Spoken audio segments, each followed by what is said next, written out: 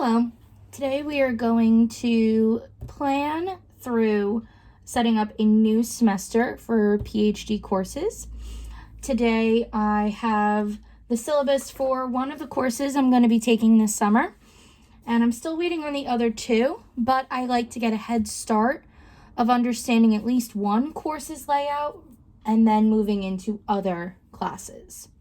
So one of the first things I do is obviously look at the syllabus. I read through it. I take note of any important dates. I like to look at the structure.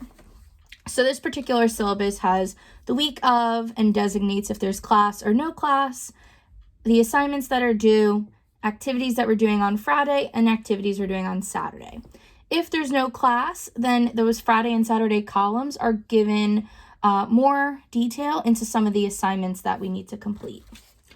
And then at the end, there's just a list of the assignments that we have to have with some more descriptions, as well as the grading structure for the course.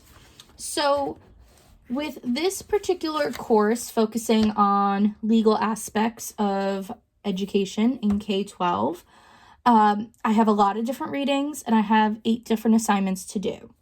So what I like to do first is go into the monthly spread. So here I am on today's weekly spread, and I'm going to go all the way back to May's monthly spread. Once I'm in the monthly spread, I like to sit with the syllabus. Sometimes I rewrite the syllabus into a checklist format, and I like to go through and plug in some of the due dates. Now, I only have the first weekend of class starts at the end of May, and there's an assignment that I believe is due that first day of class if I read it correctly on the syllabus. So I wrote that assignment's due date, the CBA, which is due on the 29th. Then I go straight to the next month's layout. I always start with the monthly layouts first. And again, I plug it in. Now that I know exactly which weekends I have this course, I plugged it in to the bottom where I may not have done it in my last video. And again, I plugged in some of those due dates. I usually like to do this in pencil, but I don't mind having it in pen, and I'll cross out because it's such a smaller smaller size of my handwriting, I'll just cross out anything that gets canceled or moved, especially in June where there's not a lot of work commitments, mostly just school commitments. Now, the May to June printout of the Amplify Planner did come at the very end before the quarter end review with a July monthly spread. So I can start to put in due dates for July. I will put them back into my July through September Amplify Planner as well, but for right now it's nice to have it all in one spot since part of the coursework is done in June, the other half will be done in July. So looking at my syllabus, one of the assignments I have is due on July 3rd, so I'm going to plug that in with my red 0.3 millimeter microline pen. This is why I like the spiral. It saves so much space. And it's for the class number 711, and it's the level 2 letters. And then I have on the 10th due grievance responses.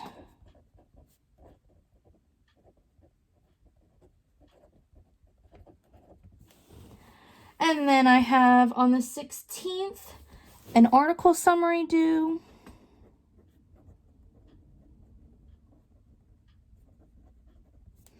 And it seems like we don't have class on the 24th, just on the 25th. So I'm going to write the course name.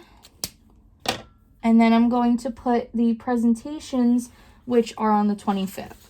Just happens to be my birthday, lucky me, but at least I'm home. So I'll put presentation.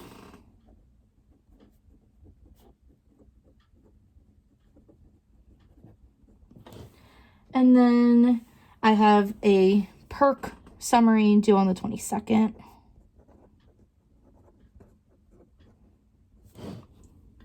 And we need to have something done by the 24th. But I'm waiting on that because there's a lot of little pieces to the big negotiation presentation that are due throughout June and July. And I'm waiting on that until I actually have class and I can get just a little bit more clarification on the syllabus.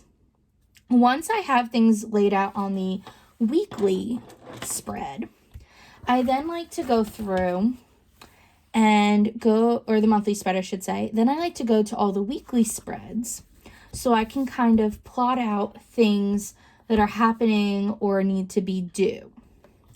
So, for example, here we are for May 29th and 30th, which I have class for. Now, I also like to use I like to use Post-its for things that I may not be 100% sure how I want to lay out. So I'm still working on a good weekly layout, so I'm going to use just Post-it notes and pen or Post-it notes and pencil to write down important reminders.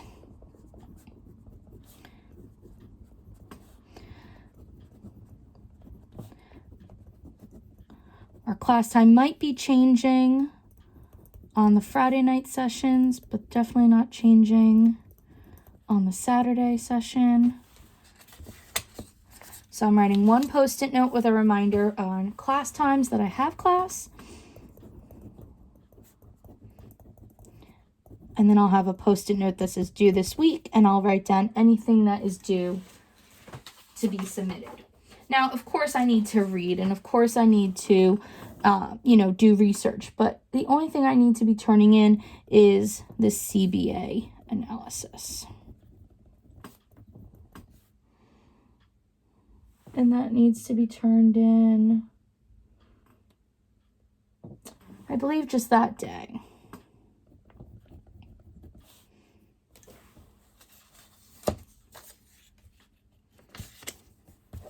And I will do this for every weekly spread that I have between now and the end of June, since that's when this planner goes to. Once I have that done, I'm going to do similar Post-it notes or little pencil reminders on the daily spreads. So here we are, Friday, May 29th, and I'm going to use a pencil for this. I've already blocked off that class is from 5:30 to 8, but class might be 3 to 6 instead. And then I'm going to write that the CBA is due. If I don't feel like using a pencil, I will use a Post-it note. And then as it gets closer, I'll book things in with pen. Especially on the daily spreads, I prefer to not make too many errors.